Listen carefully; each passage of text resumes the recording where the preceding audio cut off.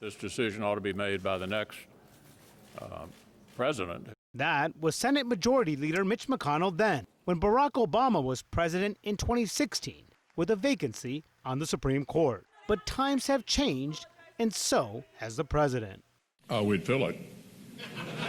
Republican leaders are plotting a full-throated effort to fill Justice Ruth Bader Ginsburg's seat, with the election just 45 days away, trying to make the argument it's different now because Republicans control both the White House and the Senate. Privately, McConnell and Trump speaking about potential nominees on Friday night, and the GOP leader in a message to his colleagues urging them to keep your powder dry and not take a position on whether the winner of the November election should be the one filling the vacancy left by the death of Ginsburg.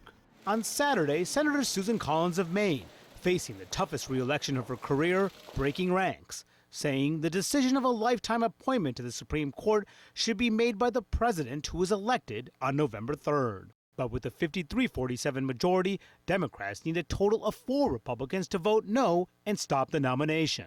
GOP Senator Lisa Murkowski, before Ginsburg's death, made clear she did not want to move ahead on any vacancy before November, and it's unclear if 2 other Republicans will agree. Privately, top Republicans are arguing that a Supreme Court fight will only boost their chances at holding the Senate majority in November. And several Republicans in difficult races are indicating they'll vote to confirm Trump's nominee this year, even though some endangered Republicans, like North Carolina Senator Thom Tillis, took the opposite position in 2016. We're going to let the American people speak.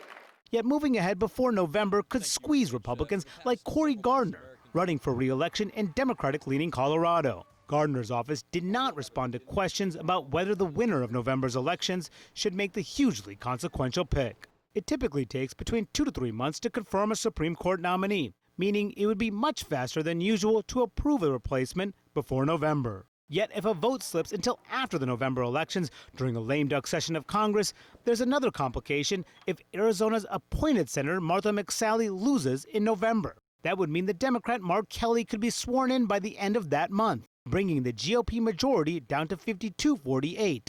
So McConnell has little margin for error, and several senators are uncommitted, like Utah's Mitt Romney. And some senators in the past have been wary about an election year confirmation, like Senator Chuck Grassley, who as chairman of the Judiciary Committee refused to hold hearings for Obama's nominee in 2016. He told CNN in July, "If I were chairman of the committee, I couldn't move forward with it."